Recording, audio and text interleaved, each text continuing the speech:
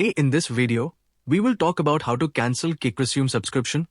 So all official methods and information you can see on your screen. So let's get started. Before canceling subscription, you should know their cancellation policy. The video link is in description box. Method 1. Cancel Kickresume subscription on the Google Play Store. Open the Google Play Store app. Tap the menu icon in the upper right corner. Go to Payments and Subscriptions and then Subscriptions. Select Kickresume from the list of subscriptions. Tap Cancel Subscription at the bottom. Choose a reason for cancelling. Then tap Continue. Tap Cancel Subscription for confirmation.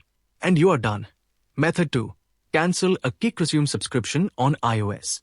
Open the Settings app on your iPhone or other Apple devices. Tap your name or Apple ID. Tap Subscriptions.